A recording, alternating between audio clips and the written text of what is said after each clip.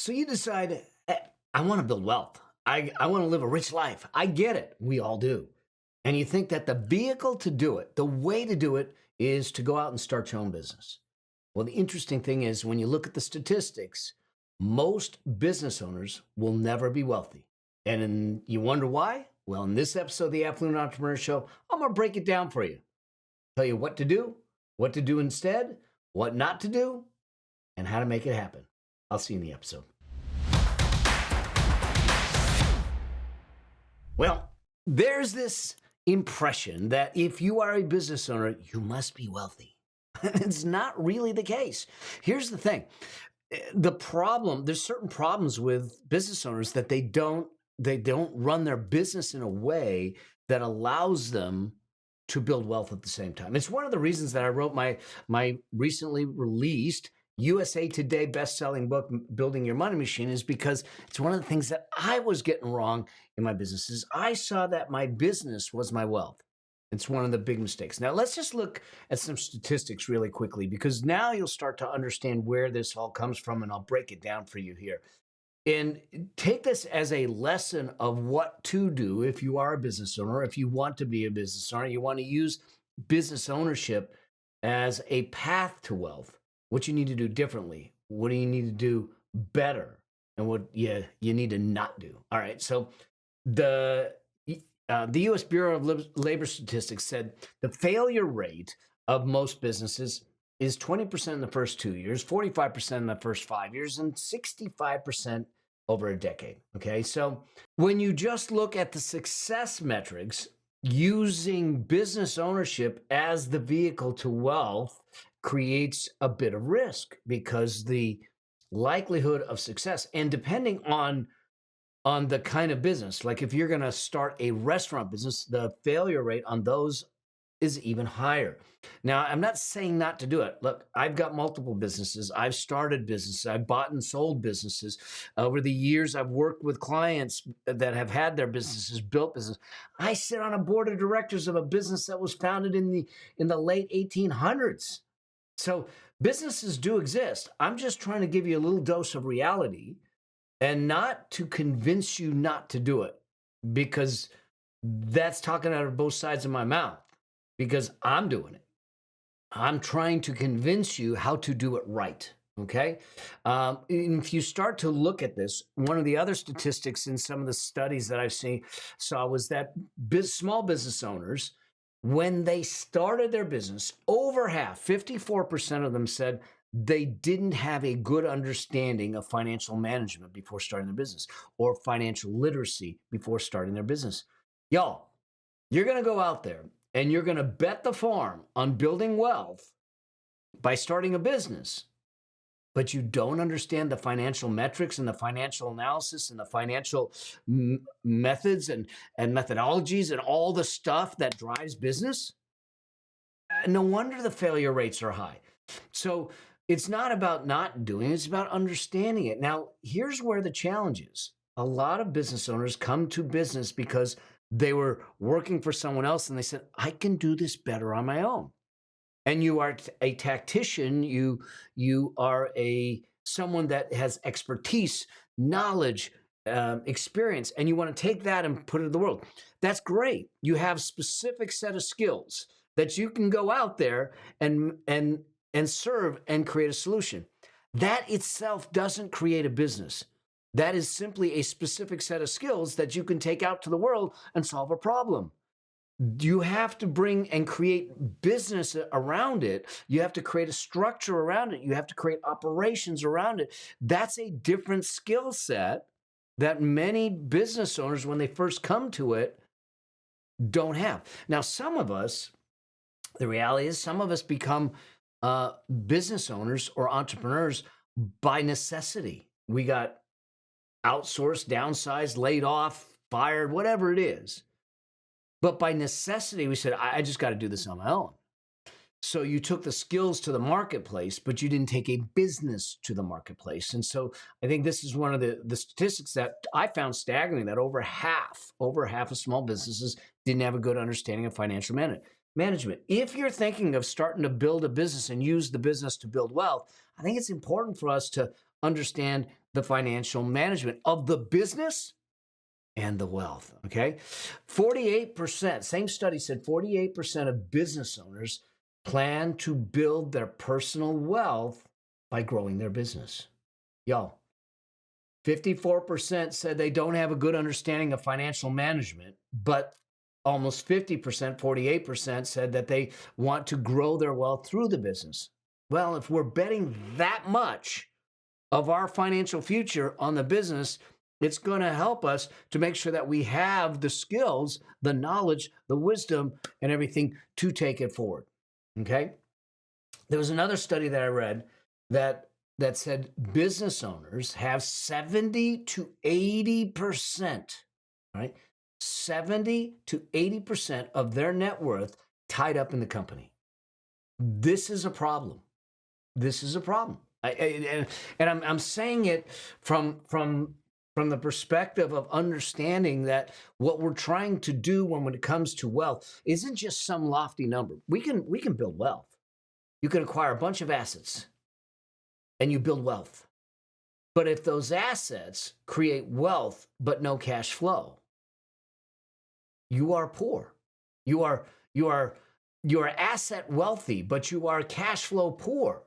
And when it comes down to building your money machine, like I talk about, the whole purpose of the money machine is that when you build the money machine through these assets, through things like a portfolio or residual income streams or asset-based income streams, through the 5 incomes that I talk about, when you build that, it isn't about just having this asset. It's about having an asset that can support your lifestyle through cash flow. When I decided to stop everything in the middle of my cancer, we had a pool of assets, the money machine, that could produce cash flow that allowed us to live, allowed us to continue, allowed us to, without shrinking our life. We weren't selling things to do it. What I don't want to do is dismantle the machine to be able to survive, because then the machine isn't there to take care of us. And if 70 to 80% of our net worth is tied up in a company, then the only way to get the money out is either sell the company or hope that the company is cash flowing enough that it's going to support us. But if I have to continually run the company, where's the freedom in it? The whole purpose of building a money machine, the whole purpose of financial freedom is to separate your ability to earn cash flow from the efforts to earn it. And many businesses are illiquid. In fact, and I've bought and sold businesses over the years. I valued businesses over the years that were being bought and sold. Do you know that 40% of businesses, less than 40% of businesses that get listed for sale ever sell? What that means is over 60% get put up for sale and never transact. So this is why it's important. If we start to look at it and say, business owners, 70 to 80% of their net worth is tied up in the company.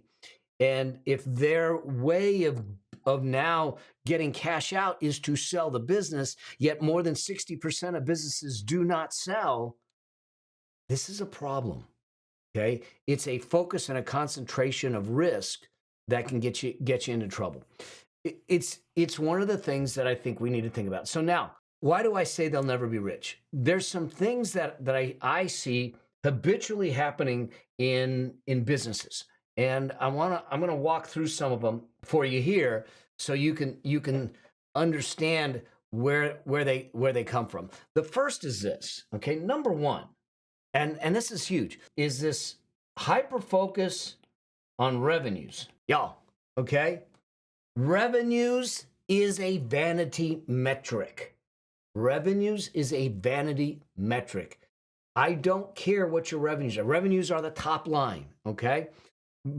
The more important thing is, what are your profits and cash flow? If it doesn't end up in my bank account, it doesn't end up in my net worth account. And yet, I can't tell you how many times people are looking at the revenues, how much sales, and focus on the revenues. Let me give you for instance. In my situation, my partners pushed me out the door. We're going back into the 90s, a long time ago. Okay. They decided that we were going to go our separate ways. At the time, we had 29 people working for us.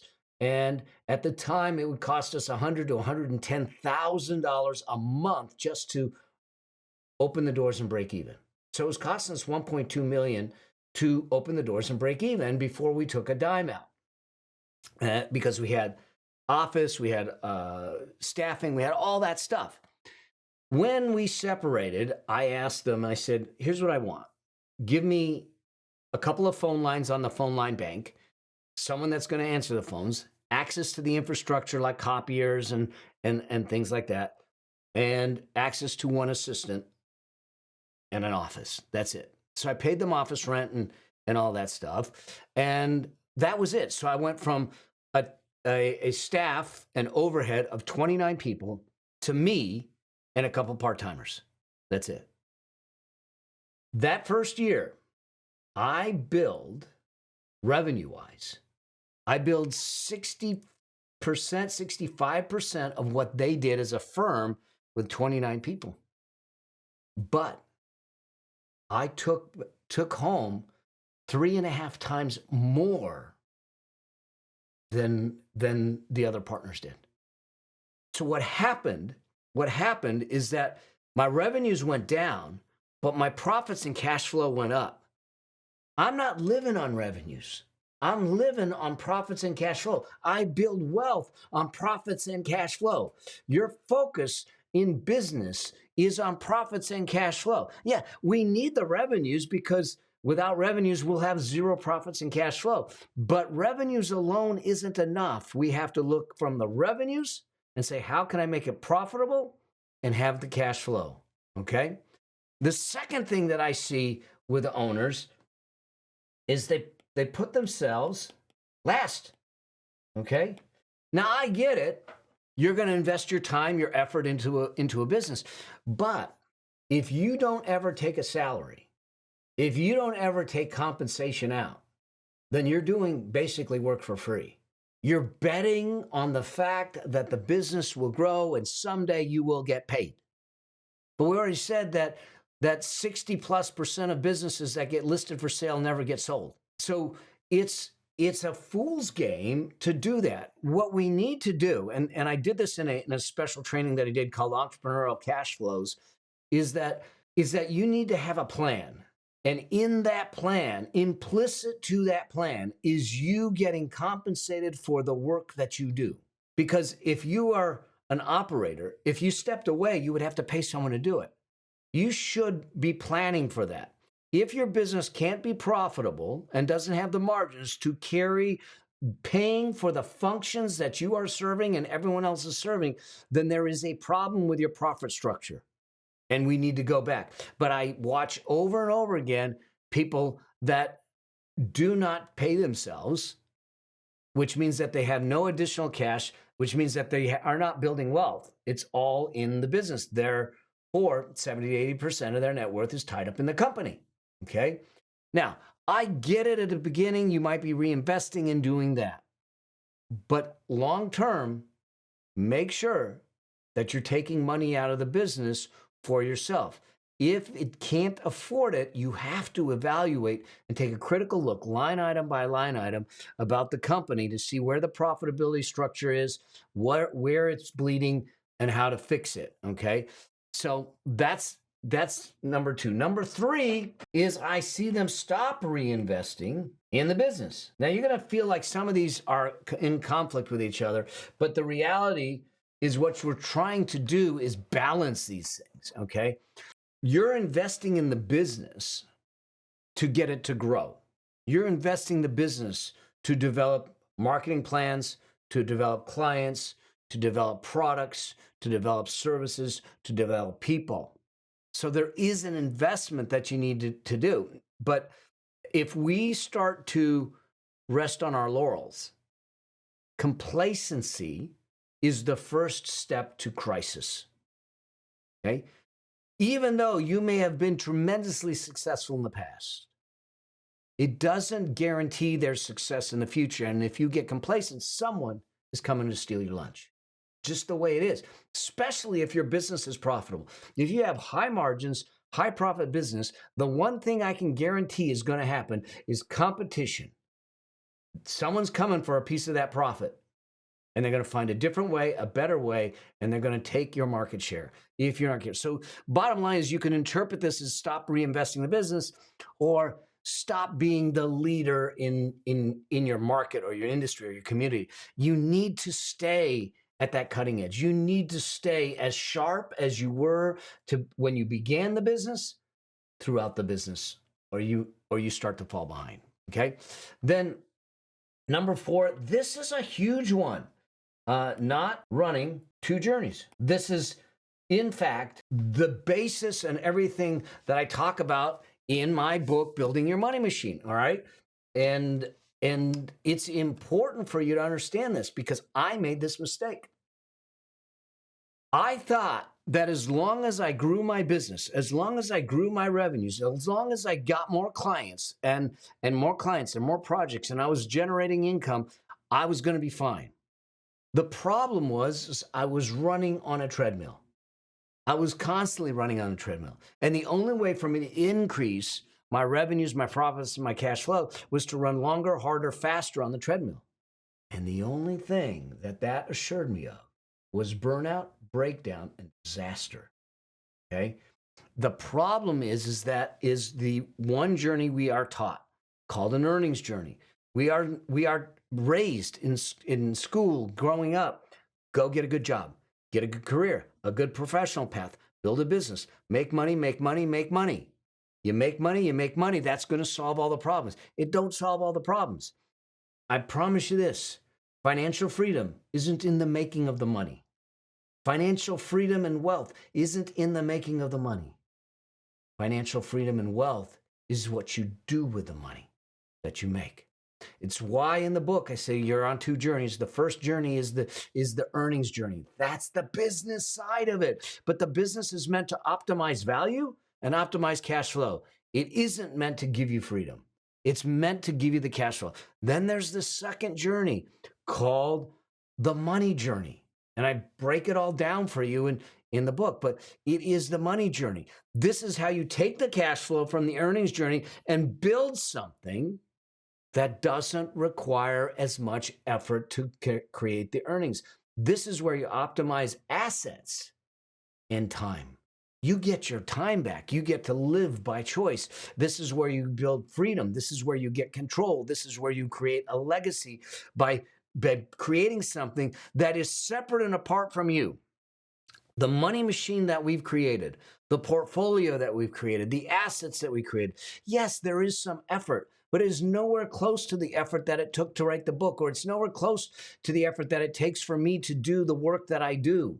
And when it gets large enough that I can stop the work that I do and allow it to pay, that is freedom. That's the money machine. That's what we're trying to do. So when you get in this game, and why most business owners will never be rich, is they're running one game, earnings. It's why 70 to 80% of their net worth is tied up in their business. They need to run both games. Earnings, money, same time, okay? Same time.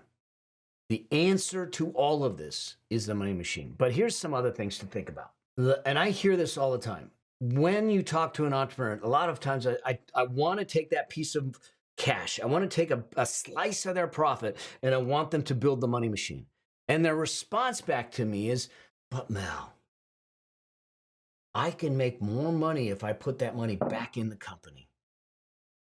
So why would I take $100,000 out of the company and put it into an investment that might make me 10, 12% max, in a diversified portfolio, when I could get 20, 25% by investing it in the growth of the company? And you know what? They're right. From a return perspective, it is really important to sit back and say, just a return perspective, I can get a better return on the company than I can in these other investments in many cases. But they're only looking at one side of the equation. My work is to create an unshakable foundation, safety first, growth second, If 70 to 80% of your net worth is tied up in the company because all you're doing is reinvesting in the company, what happens when we can't sell it? What happens if the company has a problem? What happens if a pandemic happens and now it declines or you can't do business anymore and now you lost 70 to 80% of your net worth? One of the reasons you take money out of the company and invest and build a money machine is diversification. See, they're focused on the return, but you cannot look at the return on investment without looking at the risk of the investment. And if 100% of everything's going into one pot, the business, the risk is way high. If you can't run it, if it can't run, if you have a health issue, you decide you want to get out, I can't sell it, 60% plus don't get sold. Now all of a sudden I've built this big monstrosity by reinvesting in it, but I can't turn it into wealth that's usable. And so I get the concept of I can make more by keeping investing in my company, in my business. But we're forgetting the risk. What I want to do is allow the business to grow for the sake of growing, and may we get something out of it, but also use it as the funding vehicle to create diversification and wealth outside the business. Okay. And so it's important for us to look at it through those eyes. The other thing to think about is this. There is a difference, and I talked about this in another episode. There is a difference between get wealthy and stay wealthy. There is a difference between an entrepreneurial mindset and a wealth mindset or a richness mindset. The entrepreneurial mindset is a lot of times is determination, it's perseverance, it's risk taking, it's looking for significant financial rewards, it's doing some things that really start to build things, and you can do it. But when we start to want to build wealth, we have to expand that mindset. We have to start thinking broader. We got to look at more diversified view. We cannot look at one line of success, the business, for our wealth. And we need to look at other ways to make sure that we're increasing the probability of success by diversifying and building something outside the business, okay? It's important to look at it through that set of eyes from a long-term perspective. So I hope that, this was a little different of an episode, but I hope that it made sense for you to start to understand if you're starting business or you're in business, to think it through and say, how do I create something that becomes the fuel to create wealth that isn't tied to the business? Knowing that 70 to 80% of net worth is tied in a company, you don't want that. And 60% of companies don't sell after being listed. You don't want that. What you want is you want your wealth to stand alone. And when we build the business, we get a chance to sell it. If it sells, it becomes the gravy. It becomes the frosting, the icing on the cake. But we are not dependent on it. And the reason most business owners will never be rich is they become dependent on the business. The business is dependent on them and their efforts. They have no assets outside of, or very little assets outside of the business. And when they cannot sustain it, they cannot run it any longer, they decide not to run it any longer, or they can't sell it, their ability to be rich goes away or shrinks tremendously. I don't want that for you. I want you to follow the right recipe. I want you to do the right things to increase the probability of success in business and in wealth and in life. And the way to do that is to build a money machine. If you want to understand the nuances and the details of that, get my book, Building Your Money Machine. You can go to yourmoneymachineBook.com to grab it. But bottom line is this. Most business owners will never be rich because they don't understand some of the things that we talked about here. But now you do. All right, so let's get it going. Let's build it the right way, and let's give you the financial freedom you deserve. All right? I hope that you found some value, and I look forward to seeing you in another episode or on the road as I speak, just on the streets where we chat. All right? Until then, always strive to live a life that outlives you. Cheers.